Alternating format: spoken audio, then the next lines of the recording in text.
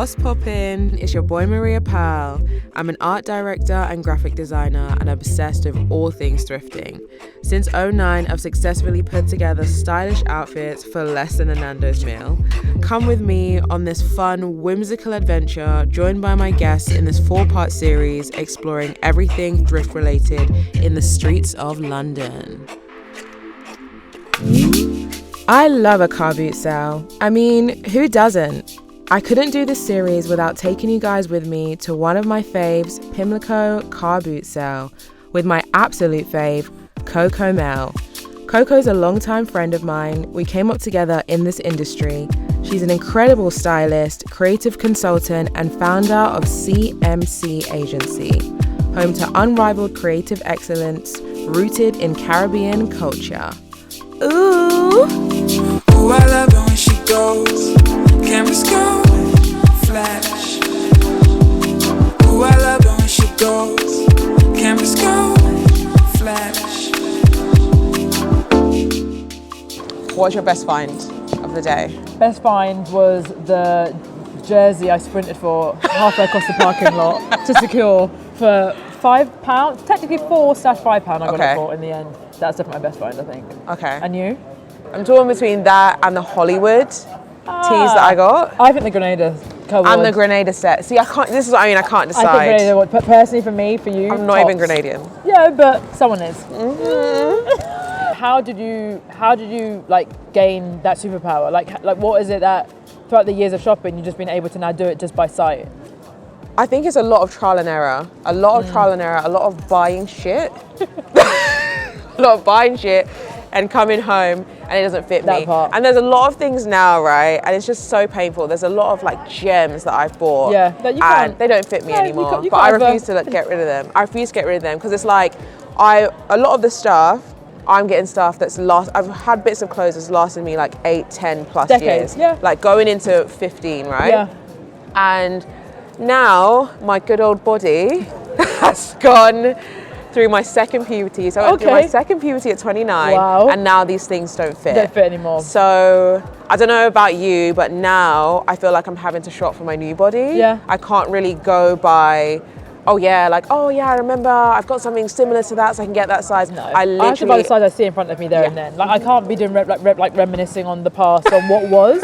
I have to live in the moment and be like, this is who I am now. Mm-hmm. So in that case, I can kind of relate on that side of things. Because for me as well, my eye, but I think because I dress people for a living, I can look at someone and be like, oh, your size, I know size feet off the rip. Oh, wow. So for me, when I shop for myself, it's even easier because I like anything oversized. True. So it's going to fit. Once it's not like anything like the UK 6 plastered on it, I'm good to know it's actually going to be like a win. Yeah.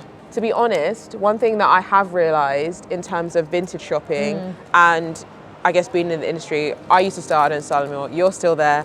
Godspeed.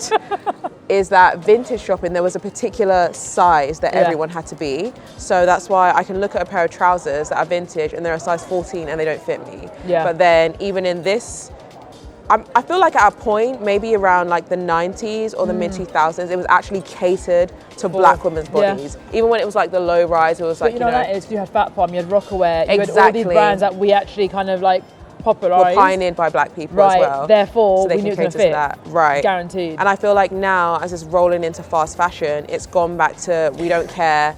We don't care about your size. We just want to get the stuff out. Exactly. Make a bottom line and that's it. And skinny is back. So I really don't feel like they're catering to us anymore. I feel like they did to a point maybe when it was like the PLTs and the Fashion Overs because everything was stretch and spandex. So of course it's going to get around the curves, even though it's still not made ideal. With love or ideal. TLC. It worked to a point, but we're transitioning out of that. It's not economically friendly anymore. Yeah. People are coming back to the boot sales, to the charity shops and stuff like that. So it's almost like you have to reimagine your newer black bodies as opposed to being able to go out and be like, oh, I can buy these trousers. It's almost going in a full circle. But again, with me talking about my second puberty, I have to now reimagine maybe what a European woman would have looked like in that time with my kind of body. Yeah. So then I'm now looking for size 16, size 20 clothes. Plus size. So even now the plus size and the bigger women, there's nothing for them anymore. No, for sure. I think off of that point, I think there's two things that came to my mind. Is firstly, we have to make our own clothes now. A lot of the time, like if we see something that we like, if it doesn't fit, we're like, okay, how can I expand it? How can I alter it to make it suit our bodies? And off the back of that, I then just raid my mum's wardrobe. Yeah. Like if I know shit doesn't fit me now, I'm like, okay, cool, but Mumsy has it somewhere within the archives. I can actually be like, okay, that can run. And what she was wearing then, full circle. I feel like the stuff that your mum probably has, because I know your mum has been shopping for a hot sec.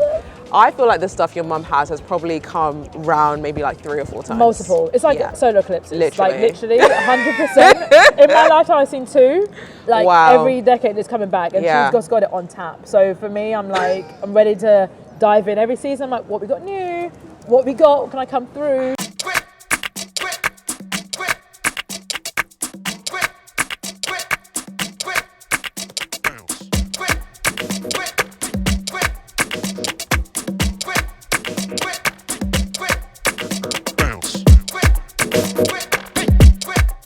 How many years have you been secretly stealing your mum's clothes and diving through them?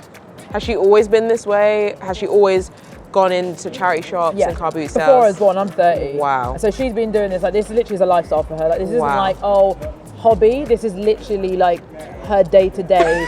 She will go and do a quick haul, like in her hour lunch break. Like she literally is made for this stuff. So for me, seeing it at like 5, 6, 7, I'm like, okay, like hustling for doing cleaning in the evenings, then food on the table, and whatever's left, that would be her little kind of like piggy bank to then go and like splurge and get her little like bits of stuff. So that stuff now is what I'm shopping effectively. Like the 30-year Italian mules is what I'm wearing like last year, summertime, with a like revival fit. So yeah. Did she ever flip any of the stuff, or was it just having to have and hoard? Pre-me, when I have a daughter. Like it was one of she's manifesting me.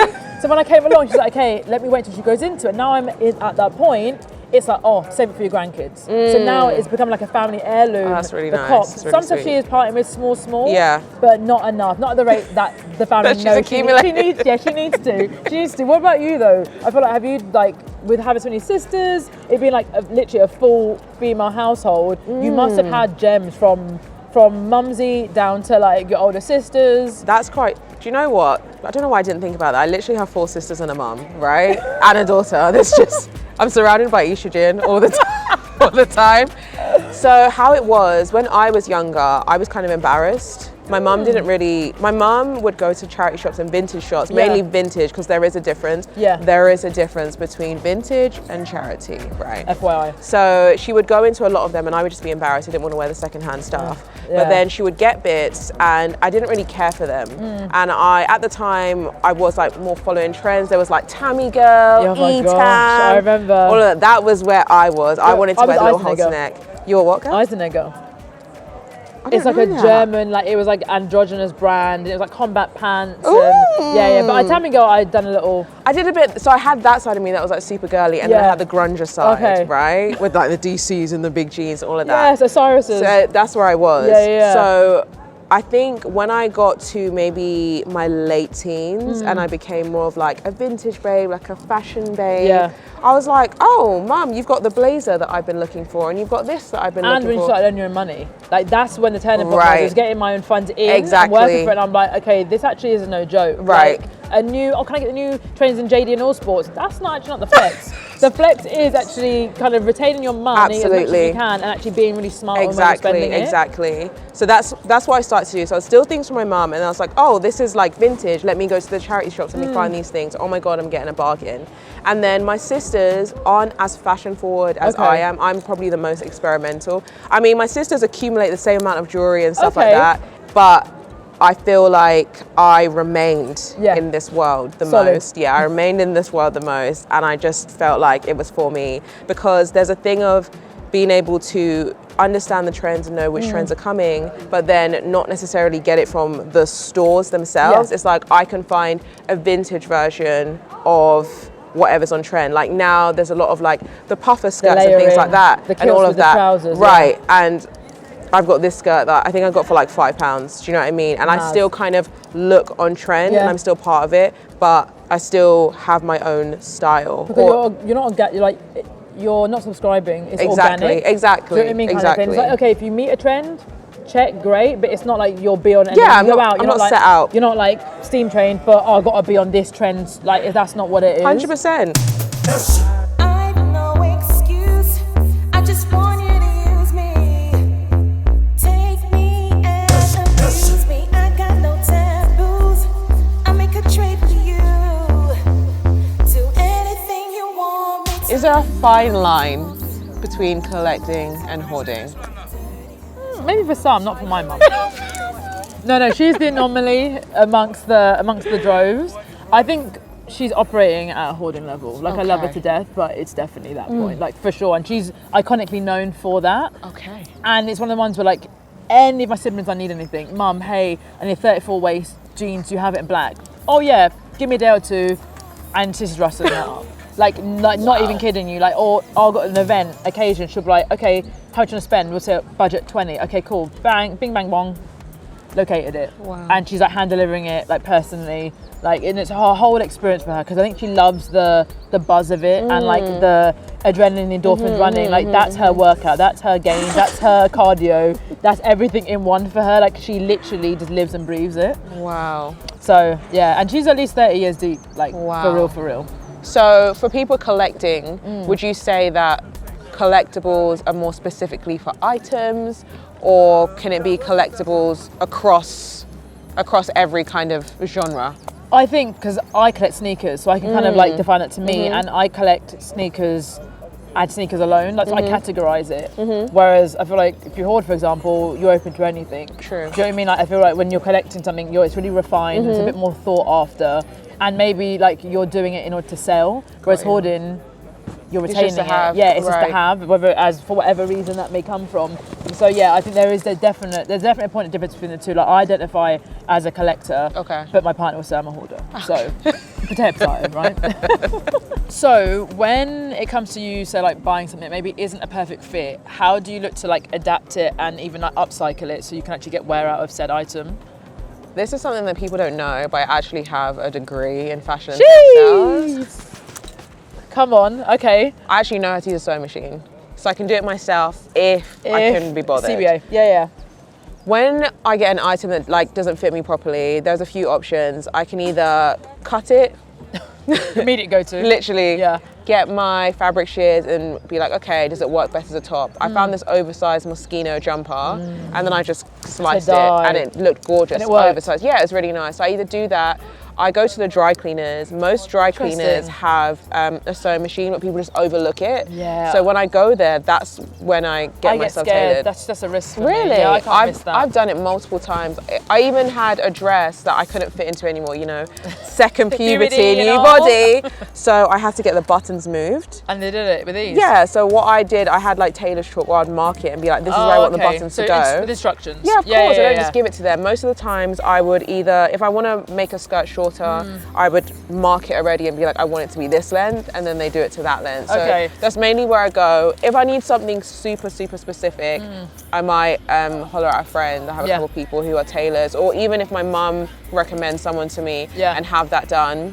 A good But- auntie would do it. Yeah, a good auntie. There are multiple ways to upcycle, but those are like my go-tos, cut or dry cleaners. Yeah. Or even maybe I can add another one, give to Coco. That's always a good resource. Well, Just saying. if I did give you something, for example, Yeah.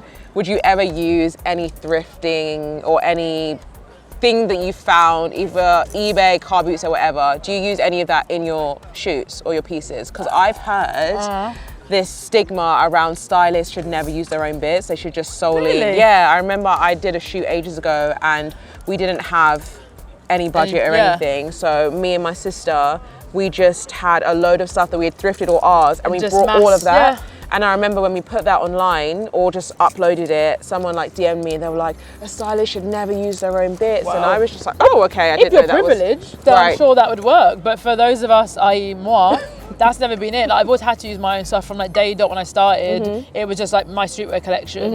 And as I've over the years built like an archive, I'm now able to bring that to set. So for me, 100% a stylist should always have fundamentals, like Definitely. whether it be layering pieces or just like kind of basic filler options. standardly. I have at times used like my own jewelry, Yeah. like for like little things here and there, but I won't kind of like give one of my limited edition Oh, pair of of trainers course, and be like, of yeah, rock course. this in a shoot by any means, but where I can, because I want to save money for course. both myself and or Of the client course. involved. So to me, it doesn't make sense to not do, and I love eBay.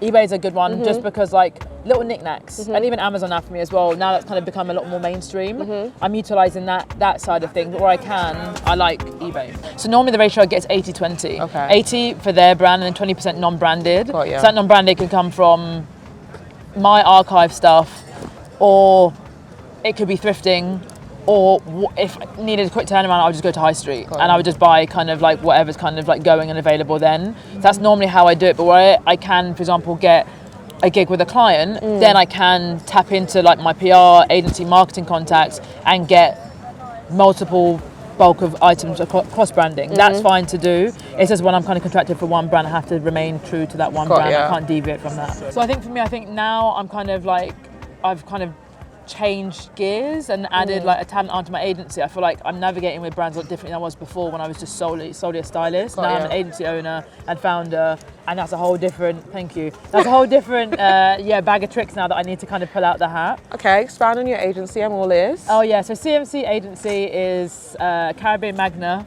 Creatives. And actually, you did the logo. You did the logo for it, so keeping it all in-house. And yeah, fundamentally, we're like a 360 creative agency. The first of its kind, I'd like to say, because we do have a talent division and we solely represent Caribbean creatives.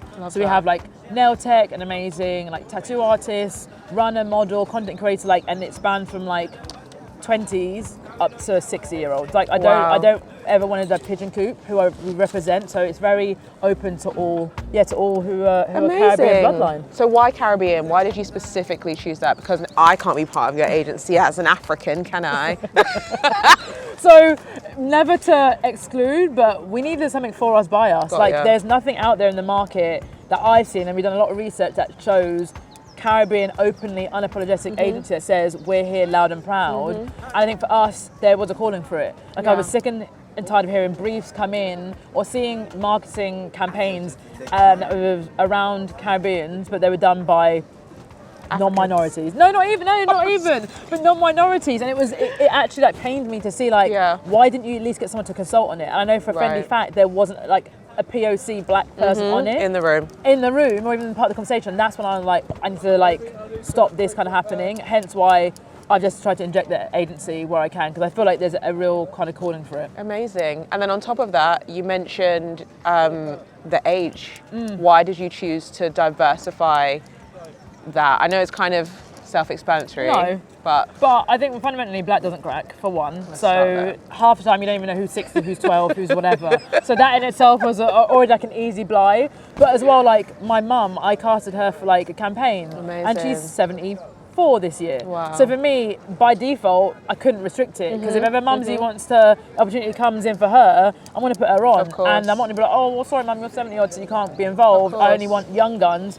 I don't want Gen Z, I want baby boomers. I want a whole fundamental mix in there. Do you know what I mean? Like, I'm not a spring chicken, so I'm now looking for like the next up. I know, it's actually crazy. I think for most of my life, I was so accustomed to being like the youngers, you know, the youth. The youth. And then when I finally crossed over to the other side and I was like, I'm no longer a youth, I was like, right, I have to navigate as a real adult. As an adult, yeah. Pretty much, yeah. So that's kind of why I think, CMC now exists, and hopefully it just continues to grow and grow, and we can kind of get more involved for everyone. So when you're nudging on the African side, don't be deterred, because we do have a CMC network, and that is open to everybody. Amazing. But it just means the fundamental, like our core aim is to kind of go for the Caribbean. Yeah, Caribbean first and foremost. But yeah. All right, so you mentioned earlier that you know that there isn't a POC in the room, right?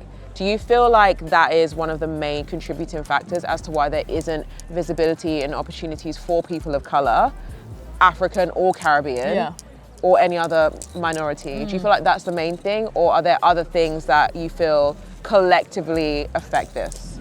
I think kind of like people not having full education, like people not knowing. It's weird. Like I can look at someone and be like, maybe a little bit Caribbean. Like I can just kind of tell by features, but if you're a non-minority, you're not going to know certain kind of, you know, facial features and kind of, do you know what I mean, like, you know, whether it be jaw structure or cheekbones or whatever, that maybe the rest of us could. And if there are like flags in the bio, people don't know there's 28 islands in the Caribbean. They're not going to know every single flag that's in someone's bio. So things like that, for example, people aren't woke and aren't aware, so therefore it limits it because, oh, they can't be because, oh, I saw that they would, at Carnival, they must be Caribbean. No.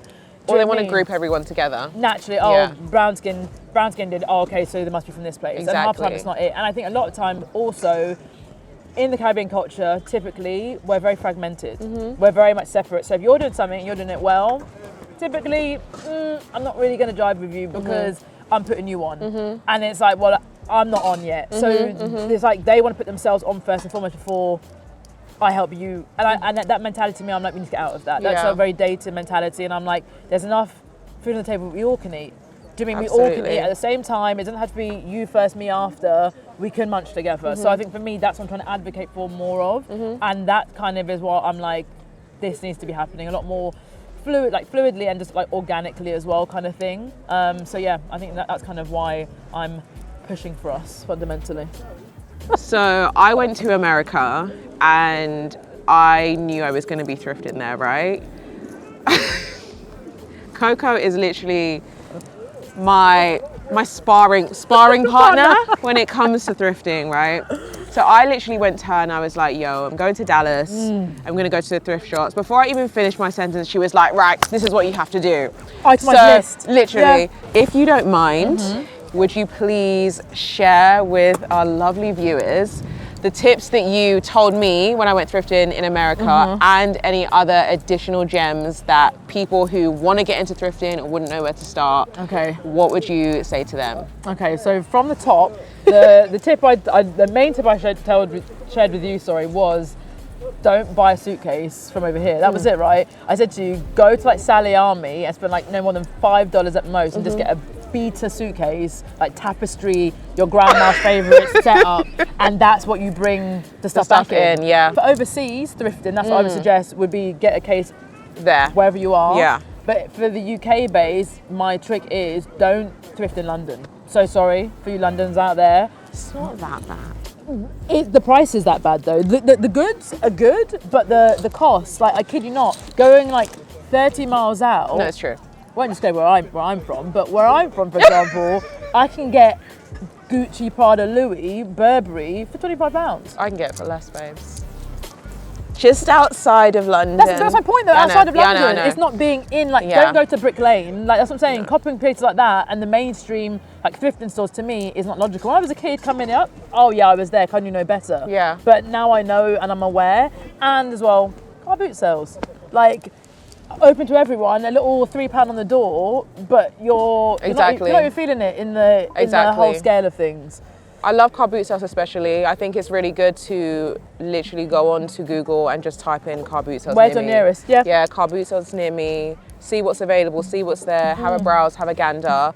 I feel like you're more likely to find gems at car boot sales anyway because they are actually trying to get rid of their stuff. Yeah.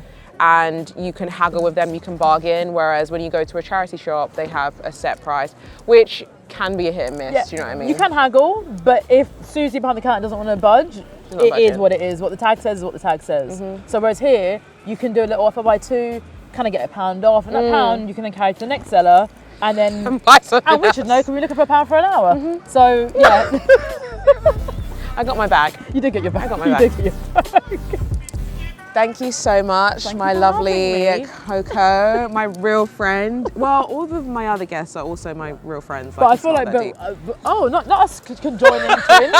But I mean, like, we've actually seen a decade. I literally saw a photo the other day. That was 2014 Fashion Week when you had your grey bob, and I kind of just was like fresh skinheads.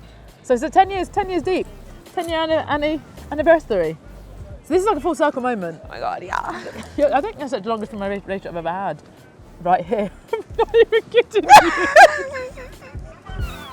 We still like each other. And I still like you lots. Oh my God. Please, could you tell our lovely viewers where they can find you and your agency? Oh yeah, of course. This is camera time now. Camera lens 1. At Coco, COCO_Mell, MELL. And my agency is CMC Agency, and then You can find me at Maria Pearly on Instagram. That's about it. And here. Thank you so much. Thank you. See you next time. Thank you, doll.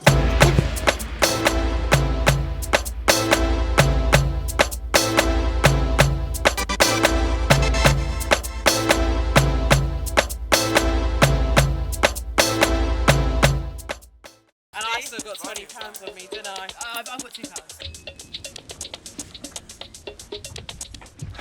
Why am I silent? What was the first thing?